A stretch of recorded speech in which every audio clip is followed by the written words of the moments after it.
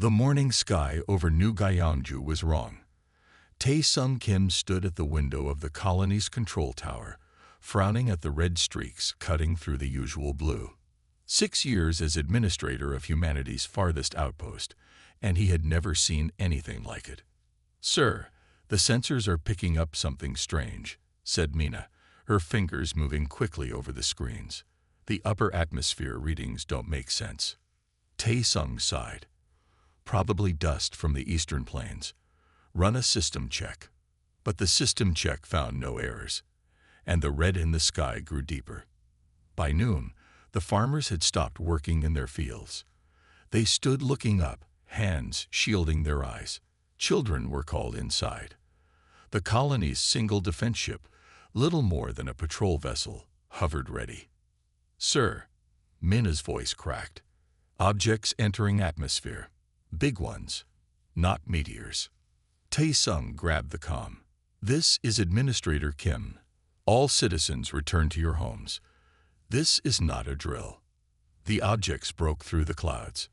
7 massive ships, each the size of a small mountain, burning through the air. They moved with purpose. "Aliens," whispered Dr. Jisoo Park beside him. The colony's xenobiologist had come running at the first alarm. "We've finally met our neighbors. Call them back," Tae-sung ordered, pointing at the patrol ship. Now. Too late. A beam of green light shot from the nearest alien vessel. The patrol ship exploded into tiny pieces of metal. The colony's only defense was gone in seconds. "Get everyone to the emergency bunkers," Tae-sung said, his voice steady despite his racing heart. Now. The aliens landed in a circle around the colony. The ground shook with each impact. Dust clouds rose into the red sky. Do-Hyun Lee, head of colony security, burst into the control room. "They're cutting through our outer fence. We need weapons." "The storage is locked," Tae-sung said, tossing him the key card. "Get what you can. Protect the people." On the screens, the doors of the alien ships opened. Everyone expected to see the aliens themselves. Instead, something else emerged. "What are those?" Mina whispered. Dr. Jisoo leaned closer to the screen. "Weapons. Living weapons." The creatures were massive, each the size of a small car. They had 6 legs, armored bodies, and jaws that could crush metal. They'd moved with terrible speed toward the colony. "War beasts," Do-Hyun said. "They sent war beasts to do their dirty work." The colony's alarms blared. People ran screaming toward the bunkers. Security officers fired their guns, but the bullets bounced off the creature's armor. "The bullets aren't working," Do-Hyun shouted through the comm. Jisoo grabbed a portable research kit. "I need a sample. If we know what they're made of, maybe we can find a weakness." "You'll die out there," Tae-sung said. "We'll all die if we don't understand what we're fighting," she replied. The war beasts tore through the colony's buildings. They crushed homes and storage units. They did not kill everyone. Some people they captured, dragging them back to the ships. Tae-sung made a decision. "Mina, send the emergency signal to Earth. Do-Hyun, get as many people as you can to the mining tunnels in the North Mountains." "What about you?" Jisoo asked. "I'm going to buy you time." He picked up the largest gun from the emergency cabinet. 3 hours later, Tae-sung stumbled into the mountain tunnels, bleeding from his arm. Behind him came 20 survivors, including Jisoo, who had somehow managed to collect tissue samples from a dead war beast, the only one they had managed to kill, at the cost of 15 human lives. "The colony is gone," he told the scared faces in the dim light of the tunnel. "New Gyeongju has fallen." "What do we do now?" someone asked. Tae-sung looked at the samples in Jisoo's hand. "Now we learn how to fight back." Above them, through the rock and soil, they could hear the war beasts howling in triumph. 2 months had passed since the fall of New Gyeongju. The mining tunnels now housed 117 survivors. The cold stone walls echoed with whispers and quiet sobs at night, but during the day they worked with purpose. Tae-sung stood at a makeshift table, looking down at a hand-drawn map of the area. His face had grown thin, his eyes hard. "The aliens have set up camps here, and here," he said, pointing. "They're using our farm equipment to harvest our crops." Do-hyun nodded. His right arm was now a mess of scars from a war beast attack. The beasts patrol in groups of 3. They never sleep, as far as we can tell. In the corner of the cave, Dr. Jisoo hunched over bits of war beast tissue. She had set up a small lab using equipment they had managed to save. Her eyes were red from lack of sleep. "Any progress?" Ta-sung asked her. Jisoo looked up. "These creatures were made, not born. Their DNA has been changed. But there's something else." She pointed to a pattern on a screen. "This isn't alien. This looks human." The room went quiet. "What does that mean?" Minna asked. She had become Tae-sung's right hand, managing the survivors' needs. "It means," Jisoo said slowly, "that they knew about us before they came. These war beasts were made to fight humans." Do-hyun slammed his fist on the table. "Then we need to hit them harder. We need more weapons." Tae-sung shook his head. "We tried that. We lost 6 people in the last raid." "Then we need to be smarter," Do-hyun said. "I want to try something. The old storage unit near the western fields might still have mining explosives."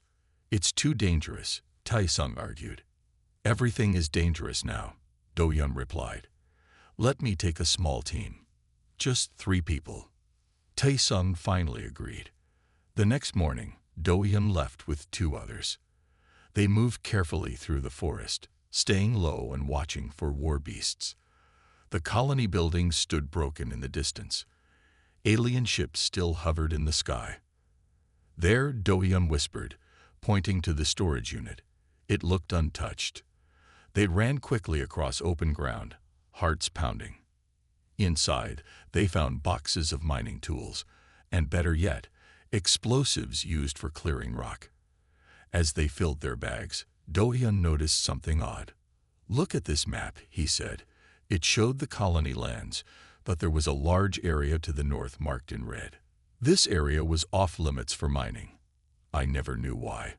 "Strange readings," said one of his teammates, looking at old notes. The mining crews reported equipment failures and strange sounds. Do-hyun folded the map and put it in his pocket. "Let's get back." On their return journey, they had to hide when a group of war beasts passed nearby. Do-hyun watched the creatures from behind a fallen tree. The beasts moved with purpose toward the east, but then something strange happened. One of them stopped and turned toward the north, toward the area marked in red on the map. It made a low, rumbling sound, almost like fear. Then it quickly turned away from the north and followed its pack. "Did you see that?" Do-hyun whispered. It was afraid to go north. Back at the tunnels, Do-hyun reported everything to Ta-sung and showed him the map. "The war beasts avoid this area," he said, pointing to the red zone. "I saw it with my own eyes." Jisoo listened closely. "We need to know why. If there's something there that scares them, maybe we can use it." Tae-sung studied the map for a long time. "It's risky. The northern forests are harsh, cold, few resources, but no war beasts," Do-hyun pointed out. Minna, who had been quiet, finally spoke up. "There's something else.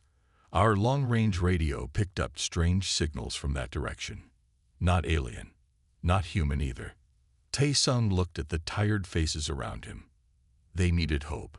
They needed a plan. "Prepare a team," he said at last. "We leave for the north in 2 days."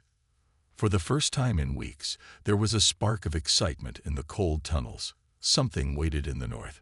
Something the war beasts feared. The journey north was hard. 4 days of walking through thick forests and over rocky hills. The team moved slowly, watching for war beasts. Tae-sung led the small group, Do-hyun with his weapons, Jisoo with her science tools, Minna with radio equipment, and 2 others to help carry supplies. "We're getting close to the red zone," Do-hyun said on the morning of the 5th day. He held the old map in his hands. The air had grown colder, and strange mists hung between the trees. "My radio is picking up static," Minna reported. She adjusted the dials on her portable unit. "The signal is getting stronger." Jisoo stopped to examine a tree. Its bark was covered in a blue moss that seemed to pulse with light. "I've never seen plants like these before. They weren't in any of our surveys." As they moved deeper into the northern forest, their technology began to fail. First, their location trackers stopped working. Then their lights flickered and died. The air felt heavy with energy. "We should go back," one of the team members said nervously. "No," Tae-sung replied firmly. "We need to know what's here." By midday, they reached a valley hidden between tall cliffs. The mist was thick here, swirling around their feet. Through the fog, they could see shapes, tall stone pillars standing in circles. "These aren't natural," Jisoo said, touching one of the stones. It was smooth and cold, covered in strange markings. "Someone built these." "But there were no intelligent species on this planet," Minna said. The surveys were clear. Do-yeon walked between the stone pillars, his hand on his weapon. Someone was wrong. They made camp at the edge of the stone circle as darkness fell. The night was strangely quiet. No insects chirped, no birds called. Minna set up her radio equipment, trying to find the source of the signal. "It's all around us," she said, "like the air itself is broadcasting." Jisoo took samples from the stones and the soil. Her small testing kit beeped and flashed with readings. "The energy levels here are off the charts. It's like nothing I've ever seen." Tae-sung kept watch, staring into the darkness beyond their small fire. "Have you noticed? We haven't seen a single war beast since we entered this region." A storm rolled in during the night. Rain pounded against the stones, and lightning flashed across the sky. The team huddled in a shallow cave at the base of one cliff. Minna sat near the cave entrance, listening to her radio. Suddenly, she ripped off her headphones, her eyes wide. "Did you hear that?" she asked. "Hear what?"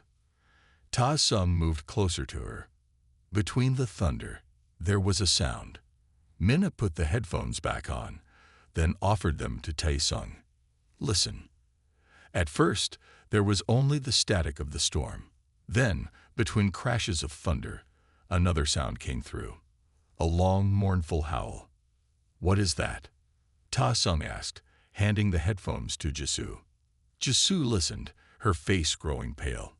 "It sounds like a wolf." "Impossible," Do-yeon said. "There are no wolves on this planet. No earth animals at all except what we brought." "I know what a wolf sounds like," Jisoo insisted.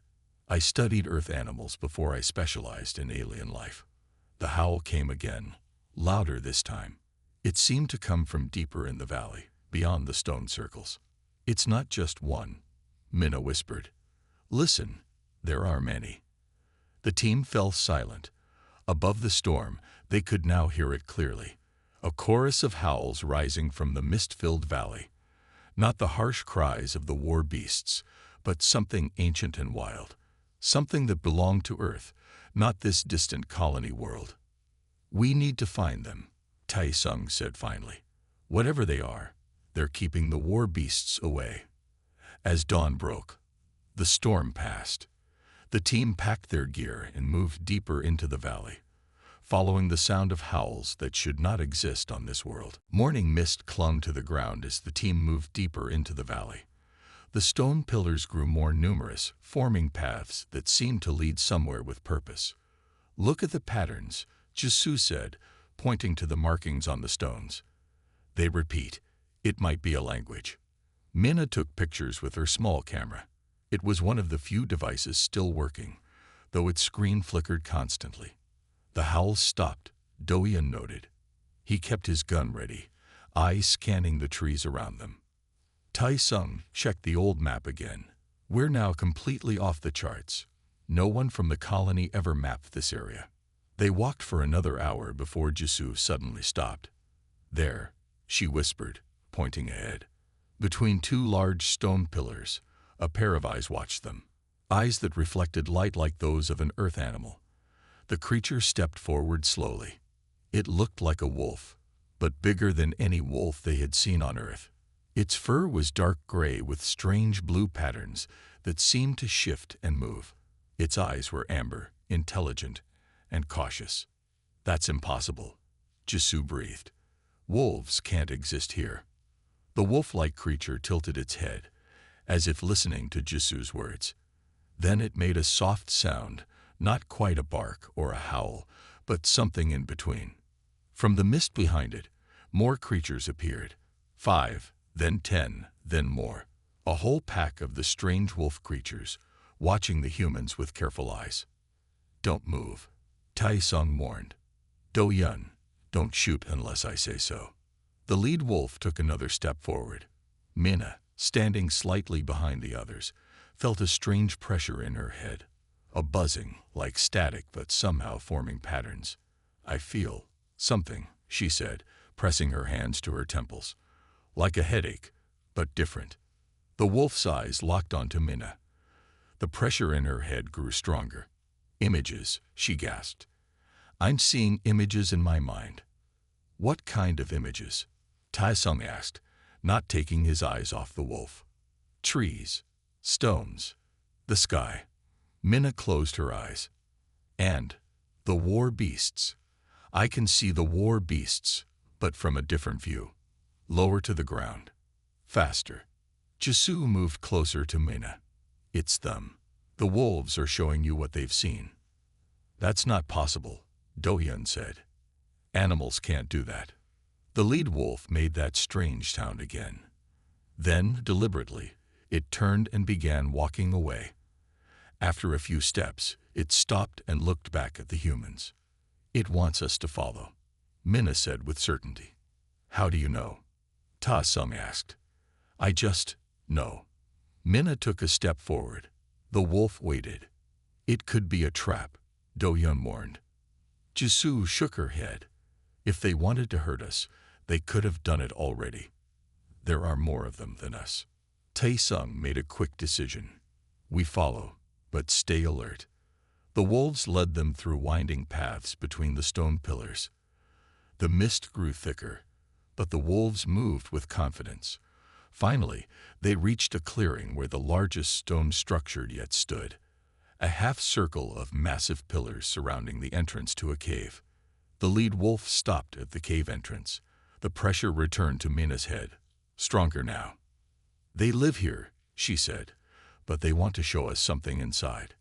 "How are they doing this?" Ta-sung asked Jisoo.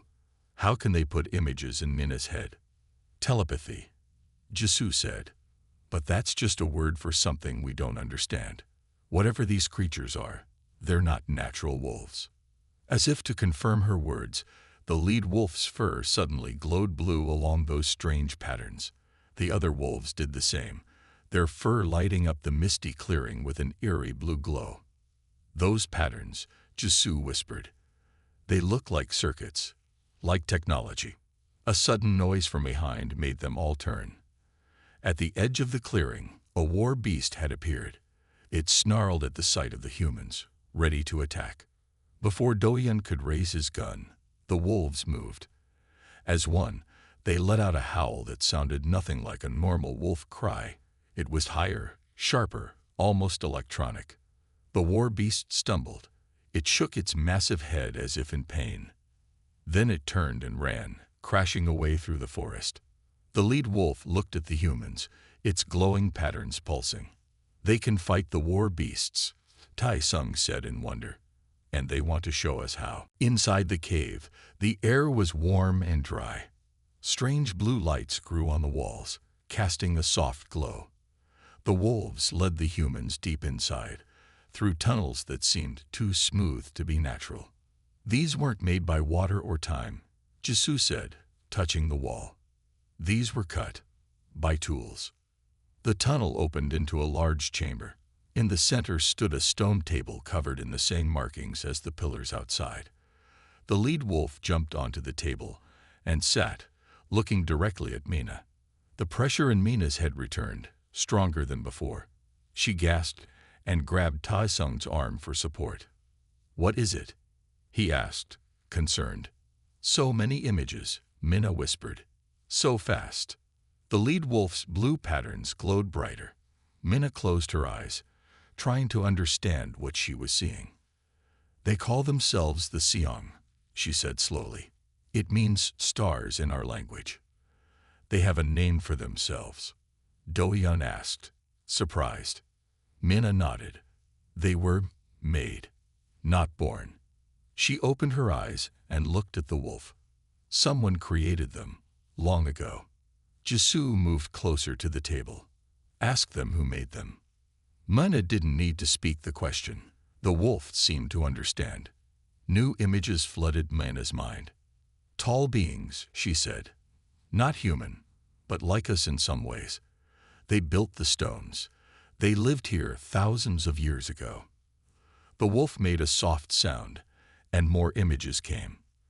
"The Seong were created to protect," Minna continued, "to guard this planet from something." She frowned. "The images are confusing. Like they're trying to show me something they don't fully understand themselves." "What happened to these tall beings?" Ta Sung asked. Minna shook her head. "They left, or died.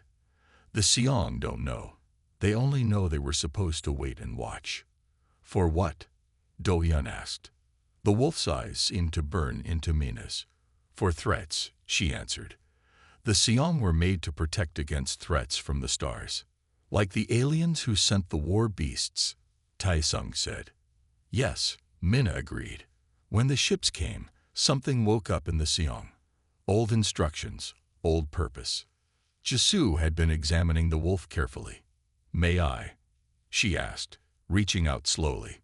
The wolf didn't move as Jisoo gently touched its fur. The blue patterns glowed under her fingers. "These aren't just marks," she said with wonder. "These are circuits, biological technology."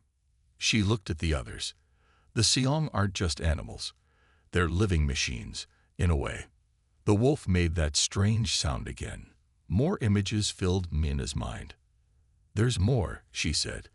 "The Seong have been watching us since we first came to this planet. They stayed away because we weren't a threat, but they've been learning our language, our ways." "And the war beasts?" Ta Sung asked. The wolf growled, and Minna winced at the images that came. "The war beasts are wrong," she said. "Twisted life. The Seong see them as sick, broken." Jisoo had been running her small scanner over the wolf. She looked at the readings with wide eyes. "This is impossible," she whispered. "There's human DNA in their genetic code. Not much, but it's there." Everyone stared at her. "Are you saying these wolf creatures are part human?" Do-yeon asked. "I'm saying whoever made the Seong used human genetic material," Jisoo replied. "Which means they knew about humans thousands of years ago, before we ever left Earth." The wolf stood up on the table. Its eyes moved to each human in turn, then settled on Minna again. "They want to help us," Minna said simply. "The war beasts hurt them too. The aliens are changing the planet in ways that will eventually kill the Seong." Tae-sung looked at the wolf for a long moment. Then he stepped forward and held out his hand. "We need all the help we can get," he said. The wolf touched its nose to Tae-sung's hand. The blue patterns flashed brightly, and for a moment, everyone in the room felt the pressure in their heads that Minna had described. One simple message reached them all. Asterisk together asterisk. Outside, in the stone circle, the rest of the wolf pack began to howl. It wasn't the fear-inducing cry they had used against the war beast. This was different, a call that spoke of purpose, of action, of war. The journey back to the mining tunnels took 3 days. This time, 20 Seong wolves traveled with the humans. They moved like shadows through the forest, silent and watchful. Twice, they encountered war beasts. Each time, the Seong surrounded the humans protectively and let out their strange high-pitched howls. The war beasts retreated, shaking their massive heads in pain.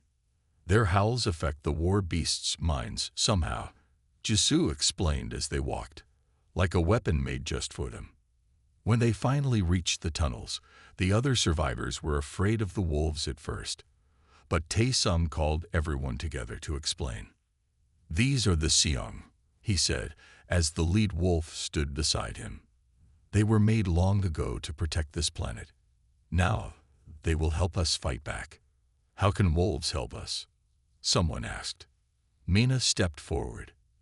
"They can speak to our minds. They can share what they see and hear. They can help us know where the aliens and war beasts are." Do-hyun added, "And they can hurt the war beasts with their howls. Something in the sound causes them pain." Tae-sung looked at the gathered survivors. "We need to learn how to work with the Seong, how to understand them better." In the days that followed, Minna spent hours with the Seong, especially the lead wolf that she now called Hanyul, meaning sky. His fur was a deeper blue than the others, and his mind speech was the strongest. Other survivors found they could also feel the Seong's thoughts, though not as clearly as Mina. Those who could were called whisperers. They practiced receiving images and sending their own thoughts back. Jisoo worked with the whisperers and the Seong, studying how they communicated. "It's not just pictures," she told Tae-sung one evening. "It's feelings, ideas. The Seong think differently than we do. More connected. They share thoughts with each other all the time." "Can all the survivors learn to be whisperers?" Ta-sung asked. Jisoo shook her head. "About 1 in 4 have the ability. But that's enough. We can create teams, a whisperer with fighters, scouts, and medics." Tae-sung's eyes lit up. "And the Seong can connect these teams even when they're far apart." "Exactly," Jisoo said. "We won't need radios that the aliens can track. The Seong can pass messages instantly across miles." While they trained, scouts reported that the aliens were expanding their territory.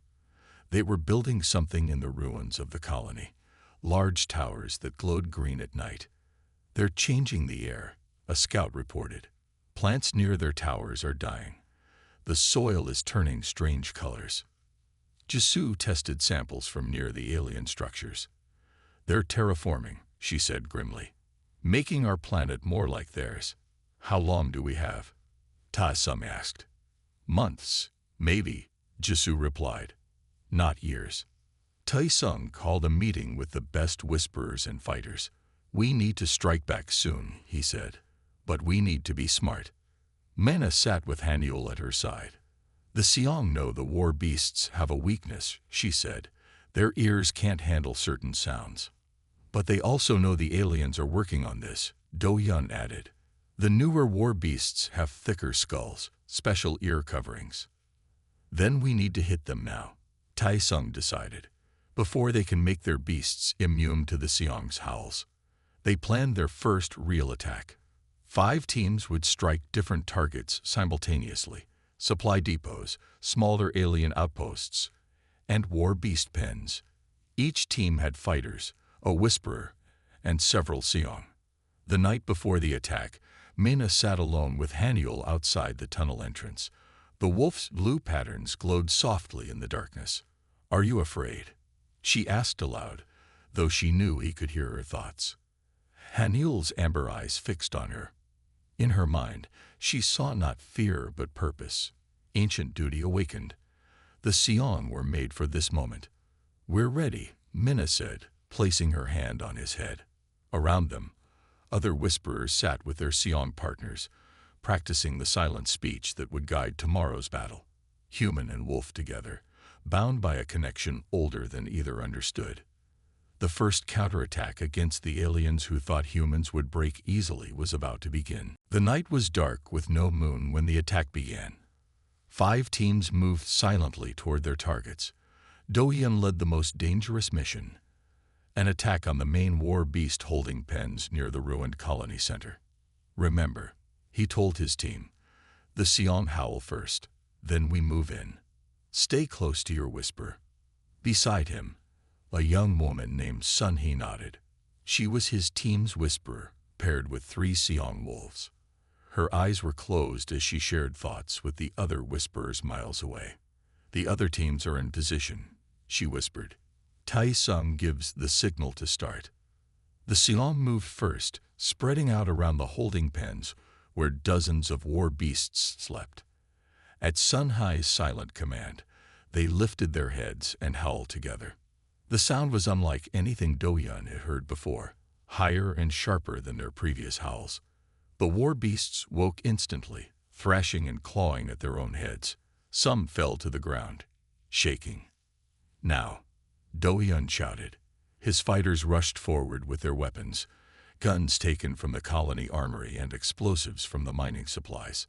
The alien guards were confused, firing wildly as their war beasts writhed in pain. Do-yeon's team planted explosives at key points of the holding pens, then retreated to safe distance. The explosion lit up the night sky. The pens broke open, and war beasts ran in all directions, still affected by the Siong's howls. "It's working," Sun Hai said, her eyes wide with excitement. "The other teams are succeeding too." Across miles, connected by the Siong's mind speech, the 5 teams struck as one force. The aliens had never faced such coordination before. They couldn't understand how the humans always seemed to know where to strike, how to avoid patrols, when to retreat.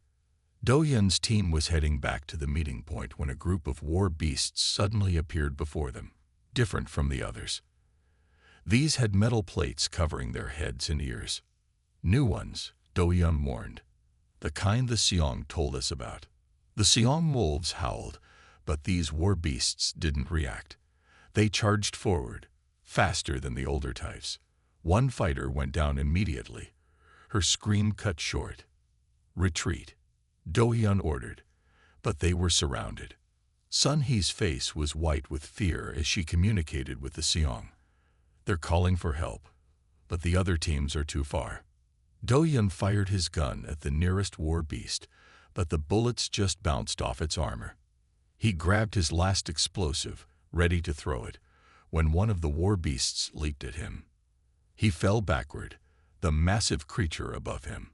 Its jaws opened wide, ready to kill. 3 Siong wolves jumped on the war beast at once. Their teeth couldn't penetrate its armor, but they fought fiercely, trying to protect Do-yeon. The war beast threw them off easily. One Siong hit a tree with a sickening crack and didn't get up. The others circled, their blue patterns flashing desperately. Do-yeon scrambled to his feet and pulled Sun Hai behind him. "Get ready to run when I throw this," he said, holding up the explosive. Before he could throw it, the largest war beast charged. Do-yeon pushed Sun Hai away and faced the creature alone. There was no time to dodge. The Siong leader, Handul, suddenly appeared from the forest. He leaped between Do-yeon and the war beast, his fur glowing brighter than Do-yeon had ever seen.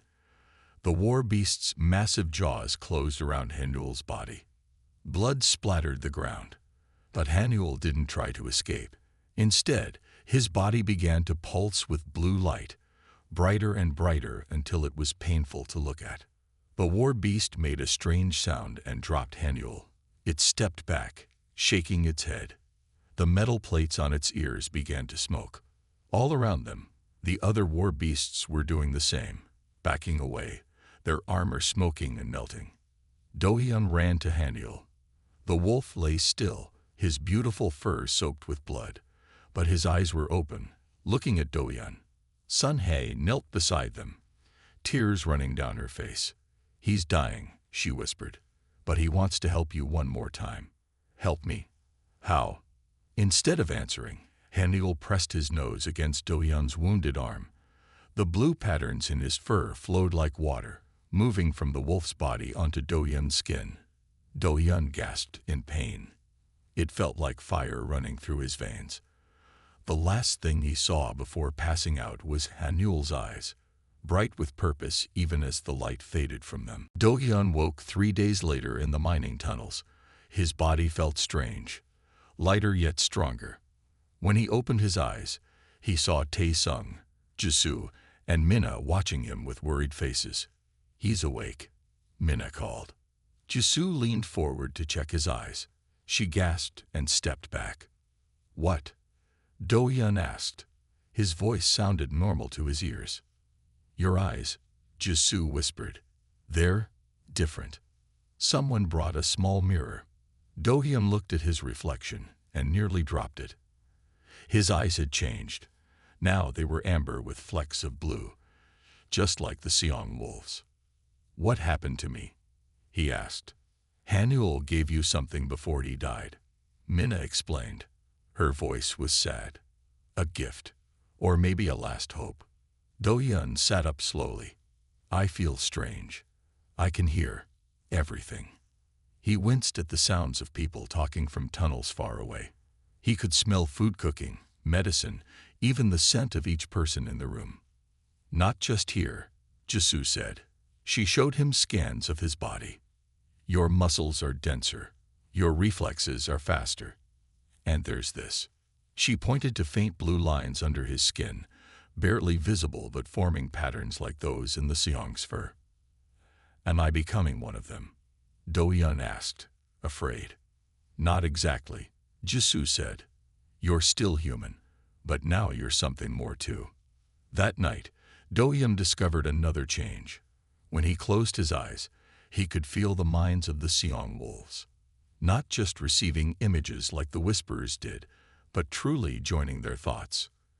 And through the Seong, he felt something else, a pull from the northern stone structures. We need to go back to the north, he told Tae-sung the next morning. There's something there, something important. Tae-sung looked doubtful. Our attack hurt the aliens, but they're already recovering. They're sending more war beasts to search for us. Trust me, Do-hyun said, his strange new eyes glowing slightly in the dim light. The answer is in the north. I can feel it. They formed a small team, Tae-sung, Do-hyun, Jisoo, and Minna, plus 5 Seong wolves. They traveled quickly, with Do-hyun moving as fast as the wolves now. His new senses warned them of danger long before anyone else could detect it. When they reached the stone structures, Do-hyun walked straight to the cave entrance. Inside, he followed tunnels they hadn't seen before, moving deeper underground. How do you know where to go? Ta-sung asked. I just know, Do-hyun answered. Hanyul's memories are inside me now. The tunnel ended at a wall covered in strange symbols. Do-hyun placed his hand on the center of the wall. The blue lines under his skin glowed brightly, and the wall slid open. Beyond was a vast chamber filled with technology unlike anything they had seen before. Curved screens covered the walls. Strange machines hummed softly. In the center was a raised platform with a single handprint. What is this place? Minna whispered. It's a weapon, Do-hyun said. The greatest weapon of the people who made the Seong. Jisoo studied the machines with wonder. This technology must be thousands of years old, but it still works. It was waiting, Do-hyun said, like the Seong were waiting. For the right time. Tae-sung looked concerned. What kind of weapon? We don't want to destroy our own planet. Not that kind of weapon, Do-hyun explained. It's a defense system. It was built to protect the planet from exactly what the aliens are doing. He stepped onto the platform and placed his hand on the print. His eyes closed as information flowed into his mind. The aliens, the Voraks, they do this to many worlds, he said slowly. They send war beasts first. The beasts kill or capture the inhabitants. Then they change the planet's air, water, and soil to suit the Voraks. Terraforming, Jisoo said. Yes, but the war beasts aren't just weapons. They're tools for changing the planet. They spread something in their blood and breath that helps transform the world. And this weapon can stop them? Ta-sung asked. Do-hyun opened his eyes. They now glowed bright blue like the Seong's patterns. It can shut them down, he said. All of them at once. But there's a cost. What cost? Minna asked. Before Do-hyun could answer, a massive explosion shook the cave. Dust fell from the ceiling. They found us, Tae-sung said. The aliens are attacking the stone structures. Do-hyun looked at the platform beneath his hand. There's no time to explain. We need to activate it now, or there won't be anything left to save. Another explosion shook the underground chamber. Chunks of stone fell from the ceiling. The Siam wolves circled nervously, their blue patterns flashing with alarm. "Whatever you're going to do it fast," Tai Sung said, steadying himself against a wall. Do-Yun stood on the platform, his hand still on the ancient handprint. The blue lines under his skin pulsed brightly, connecting with the technology. "The system needs power," he said, "more power than it has left after thousands of years." "Where do we get power down here?" Jisoo asked, looking around the chamber. Do-Yun's strange eyes fixed on Mina. "From us. From the connection between humans and Seong." Mina understood immediately. "Like how Hangul connected with you." "Yes," Do-Yun said. "The Whisperers and the Seong together. It's why they were made, to be a living part of this system." Above them, they could hear war beasts breaking through the stone structures. They didn't have much time. "What do we do?" Mina asked. "Join minds with the Seong," Do-Yun instructed. "Not just receiving images, but truly joining. The way I did with Hangul." Mina and the other Whisperers knelt beside their Seong partners. They placed their hands on the wolf's fur, feeling the warmth of the blue patterns. "Let them in," Do-Yun said. "Don't be afraid." Mina closed her eyes. The Seong beside her, a female with silver-streaked fur, pressed closer. Mina felt the familiar pressure in her head, but this time she didn't resist. She opened her mind completely. Light flowed between them. The Seong's patterns brightened and seemed to move onto Mina's skin like flowing water. Across the chamber, the other Whisperers experienced the same thing. Their skin began to glow with faint blue lines. Their eyes, when they opened them, had changed, now amber with blue flecks like Do-Yun's. The ancient machinery around them hummed louder. Screens that had been dim now blazed with light. The platform under Do-Yun's feet began to rise, lifting him toward the center of the ceiling. "It's working," Jisoo called. The ceiling opened above Do-Yun, revealing a shaft that led to the surface. The platform carried him upward as the others watched from below. When Do-Yun reached the surface, he found himself standing in the center of the stone circle. All around him, war beasts and alien soldiers were destroying the ancient structures. The red sky was filled with their ships. The platform locked into place. Energy surged through Do-Yun's body and out through his hand. A pulse of blue light spread from him in all directions, a perfect circle that grew larger and larger, covering the valley, the forest, the mountains. The war beasts stopped in mid-attack. They shuddered, then collapsed to the ground, motionless. The alien soldiers staggered back, their weapons falling from their hands. The pulse continued to spread, moving faster now. It reached the ruined colony, washing over the alien structures there. Their green glow flickered and died. In their ships above, the Voraks felt the pulse hit them. Their controls stopped responding. Alarms sounded. Some ships fell from the sky, while others managed to turn and flee into space. Below, Do-Yun stood with his arms spread wide, the blue energy flowing through him like a living thing.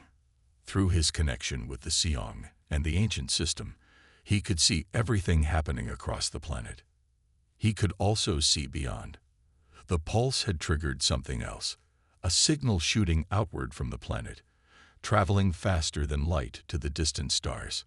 And incredibly, answers were coming back. Other worlds, with their own versions of the Seong, acknowledged the signal. Worlds the Voraks had attacked before, where other species had fought back with the help of guardian creatures like the Seong. The pulse finally faded. Do-Yun fell to his knees, exhausted but alive. The others rushed to him from below. "You did it," Tai Sung said, helping him stand. "They're retreating." "Not just retreating," Do-Yun said. "The war beasts are dead.